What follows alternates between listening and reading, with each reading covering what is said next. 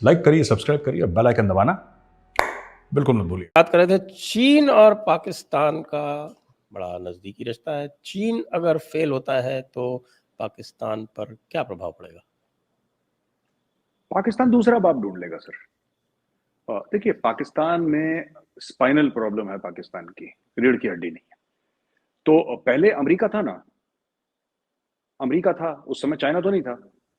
China के साथ इनके रिलेशन ठीक थे 1950 से, जब से वो डिप्लोमेटिक रिलेशंस कायम करे हैं 1950 से, उसके बाद आई थिंक 50, 51, 52 जब भी है, तो they have done it. But Pakistan दूसरे अब्बू ढूंढ लेंगे अपने। पाकिस्तान को फर्क नहीं पड़ेगा सर। जो पाकिस्तान का एलीट है, पाकिस्तान का अशराफिया है, वो अमेरिका की गोद में लेट जाएंगे। आप देखिए ना कि इंफॉर्मेशन वॉरफेयर कैसे होता है पाकिस्तान में। आईडब्ल्यू खुद के लोगों पे करते हैं वो, और किसी पे नहीं करते बेचारे। पाकिस्तानी कौम, अब मैं आपसे पूछता हूं संजय जी, आप ही बताइए, पाकिस्तानी कौम को उनके मीडिया ने यह कन्विंस कर दिया है कि रशिया आपका दोस्त है। अब क्यों है ये?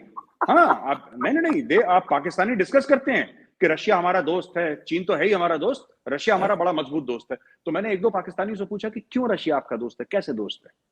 तो उनके पास कोई आंसर नहीं था। बस उन्होंने बोला कि आप जलते हैं इंडियंस के, रशिया हमारे क्लोज आ गया है। मैंने बोला हम तो जलते हैं, ठीक है, कोई बात नहीं, हम तो हैं ही खराब लोग, आप तो अच्छे लोग हैं, आप बढ़िया लोग हैं। आप बताइए कि what is the reason for you know कि ये क्यों हो रहा है, ये आप बताइए तो हमें जरा। सो ये बड़ा फिर उनको दिक्कत हो गई, अटैक आ गया उनको कि जनाब ये रशिया, क्या आपने क्या रशिया से एक लॉलीपॉप खरीदी है आपने ₹2 की? खरीदी तो हमें बताइए कि हमने साहब उस सन में लॉलीपॉप खरीदी थी। ट्रेड के मामले में कुछ नहीं, इनको बस ये है कि एक और सोर्स मिल गया कि हो सकता है। अच्छा, ये जो कहता है ना इमरान खान की मैं तेल ले लूंगा रशिया से, मैं बता रहा हूं रशिया इनको 50% डिस्काउंट पे तेल देते, फिर इनकी औकात नहीं तेल खरीदने को, पैसे नहीं। इनके रशिया को पास उसको रिफाइन करने की कैपेसिटी नहीं है। सर, मैं कह रहा हूं इनके पास सारी कैपेसिटी है, मैं कह रहा हूं इनके पास सारी कैपेसिटी है, इनके पास पैसे नहीं है। देखिए, रशिया जब तेल बेचेगा, रशिया ये थोड़ा ना पूछेगा कि तुम्हारे पास कैपेसिटी है कि नहीं। रशिया तो सिर्फ ये पूछेगा कि ये डॉलर रखो और ये तेल ले जाओ पड़ा हुआ है। ईरान बगल में है, रशिया के ऊपर सैंक्शन है तो ईरान के ऊपर भी सैंक्शन है सर। और ईरान के साथ तो इनका बलोचिस्तान से बॉर्डर मिलता है, वहां भी बलोचिस्तान, यहाँ भी बलोचिस्तान, कुछ इधर है कुछ उधर है।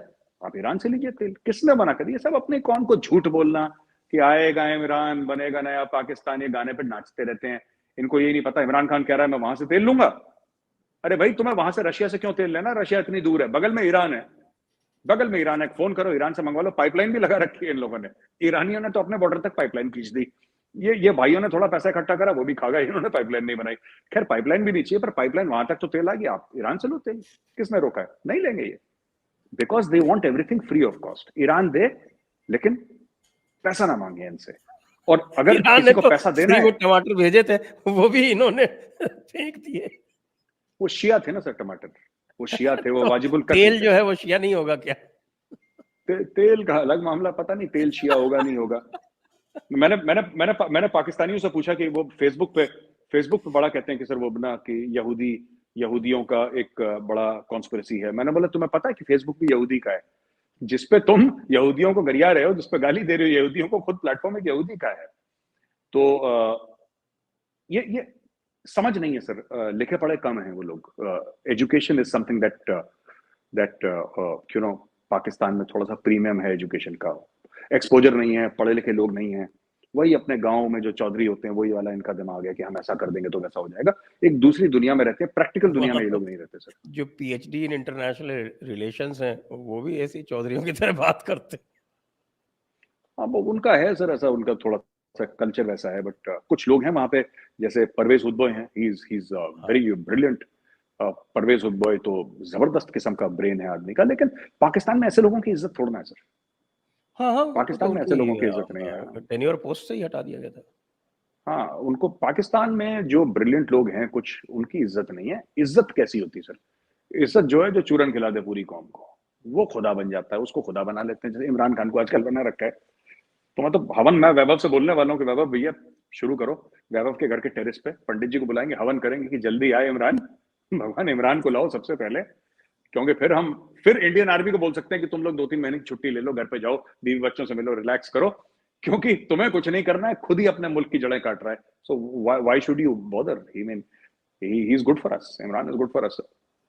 Imran is good for us. ने आपने कितना बड़ा काम किया है, और जिसको वो स्ट्रेटेजिक डेप्थ और अपनी स्ट्रेटेजिक एडवांटेज बता रहे थे अफगानिस्तान, वही अब उनके पीछे हाथ धो के पड़ा हुआ है। अपनी आर्मी उधर लगानी पड़ रही है, जैसे अंग्रेजों को लगानी पड़ती थी अफगानिस्तान के साथ, उसी तरह से इनको भी लगानी पड़ रही है। तो जी ये जो अपनी जो ग्रेट विक्ट्री इन्होंने अमेरिका के साथ तो अचीव कर ली, लेकिन खुद के लिए भी एक समस्या पैदा कर ली। सर, ये ना मुझसे किसी ने पूछा कि हमें पैसे क्यों नहीं दे रहा ये अमेरिका। मैंने बोला तुम्हारा वजूद अफगानिस्तान की वजह से था। जो मुल्क अपने खुद टमाटर पैदा नहीं करता, वो फिर इतनी लंबी लंबी बातें छोड़े तो अच्छा नहीं लगता सर। ये थोड़ा सा ना शोभा नहीं देती है बात, कि जो मुल्क अपना टमाटर पैदा नहीं करता। अब देखिए, इनको चाहिए थी अफगानिस्तान में स्ट्रेटेजिक डेप्थ, लेकिन तहरीक तालिबान पाकिस्तान को इस्तेमाल करके अफगान तालिबान को पाकिस्तान के अंदर स्ट्रेटेजिक डेप्थ मिल गई। और सर वो तो अभी बलोच लिबरेशन आर्मी ने एक प्रेस रिलीज दिया है कि जो हेलीकॉप्टर गिरा था हमने गिराया था। हाँ हाँ, वो कल गिरा था। हाँ, उनका हेलीकॉप्टर, वो कह रहे हैं कि अब देखिए सर, उस मुल्क के अंदर हेलीकॉप्टर गिरा रहे हैं सर फौज के, इसको मारा उसको मारा दुनिया भर का। लेकिन बात ऐसी करते हैं जैसे वो एक बड़ी मशहूर फिल्म थी ना, शतरंज के खिलाड़ी, आपने देखी होगी, सत्यजीत रे, one of the iconic movies. तो वहां पे अवध के एरिया के बारे में दो नवाब चेस खेल रहे हैं और पूरे अवध में आग लगी है। The whole Awadh is burning, और कंपनी बहादुर ईस्ट इंडिया कंपनी आ रही है और सब कुछ, और ये लोग चेस खेल रहे हैं। ये पाकिस्तान का जो अशराफिया है, ये शतरंज के खिलाड़ी के वो खिलाड़ी हैं, 4 5 10 15 20 जितने भी हैं जो पावर में हैं, इनके बड़े बड़े लोग, ये वो हैं, इनका मुल्क जल रहा है, ये लोग चेस खेल रहे हैं, इनको पता ही नहीं सर क्या हो रहा है। एंड मुझे तो ऐसा लगता है कि they don't deserve a country sir. They don't deserve a country because they don't know how to, they don't know. अब आपने उसके हाथ में कुछ ऐसा दे दिया जो उसको नहीं पता कि इसका करना क्या है। यू नो, दे, वो चाइनीज में कहावत है ना कि be careful for what you wish, you might get it. अब they wish the country, they got it. अब उसका उनको पता नहीं कि इस मुल्क का करना क्या है, इसका क्या मुल्क क्या है, कपड़ा है कि पहन लें, खाना है कि खा लें, करना क्या है इस मुल्क का, चलाना है, ये तो दिमाग में आया नहीं। तो अपने ऑटो पायलट पे चल रहा है वो।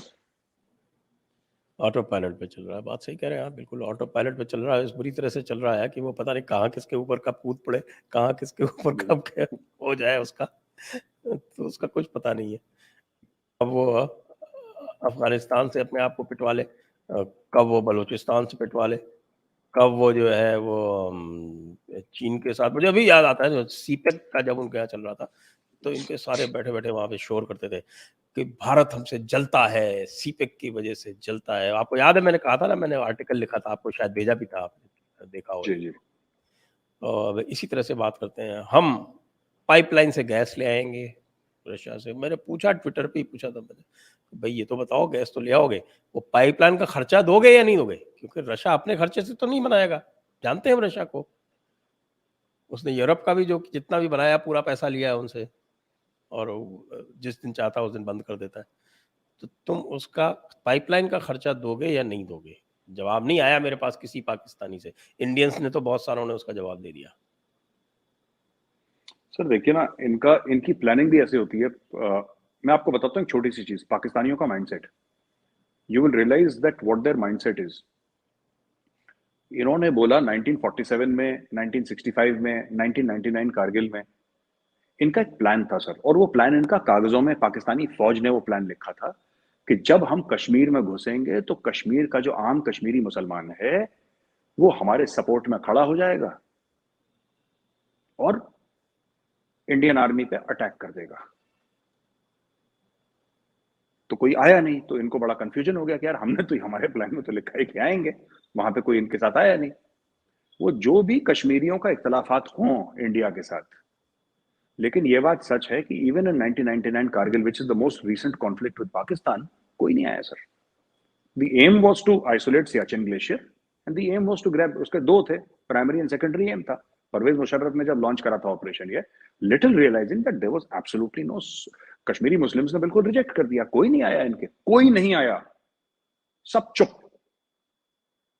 तो इनके प्लान तो ही ऐसे कारगिल में तो बनते हैं। वैसे भी वो उनके वो नूर बख्शी शिया वाले हैं, तो वो तो इनके साथ तो हाँ, इनके नहीं वैसे नहीं, भी लड़ाई कारगिल चल नहीं रही है। सर, इवन हाँ, जैसे कारगिल में शिया हैं, इवन बडगाम साइड में जहाँ पे एयरपोर्ट है वो शिया बेल्ट है, डल लेक के आसपास भी शिया हैं, लेकिन शिया सुन्नी से अलग कोई सुन्नी भी खड़ा नहीं हुआ इनके साथ।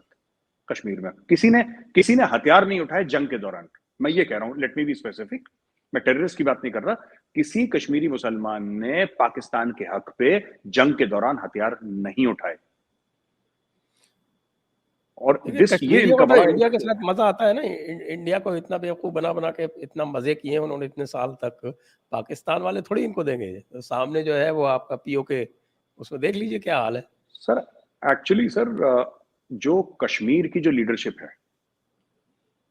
मैं आवाम की बात नहीं कर रहा, जो लीडरशिप है महबूबा मुफ्ती और ये सब फारूक अब्दुल्ला वगैरह, वो सब और पाकिस्तान की जो लीडरशिप है, they are in the same game.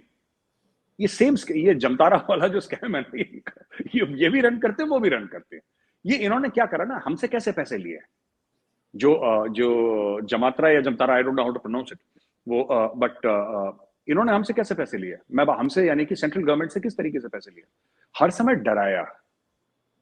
डराया कि अगर हम यहां से चले गए तो कश्मीर अलग हो जाएगा भारत से और खून खराबा हो जाएगा। अगर हम यहां से चले गए तो ये हो जाएगा, अगर हम चले गए तो कश्मीर भारत से निकल जाएगा।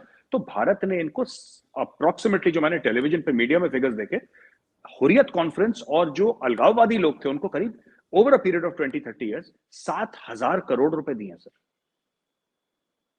They have been given sums in excess of 7,000 crore. This is the figure. इतने इंसेंटिव के बाद इंसर्जेंसी कैसे खत्म हो सकती है?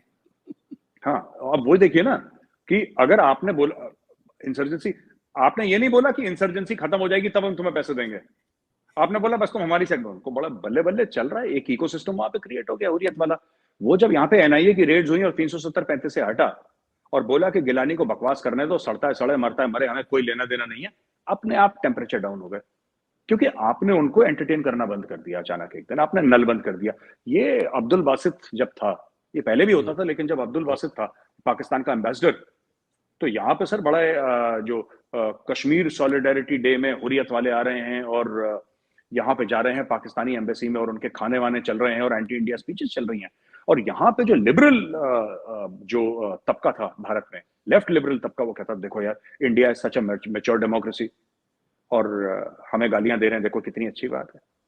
तो ये गवर्नमेंट जब आई है, उसने बोला है कि यार हमारा खा रहे हो, हमें गालियां दे रहे हो, रफा दफा करो, कोई नहीं आएगा। इंटेलिजेंस ब्यूरो वाले लगाए पाकिस्तानी एम्बेसी के गेट के सामने, कोई नहीं आया सर, कोई नहीं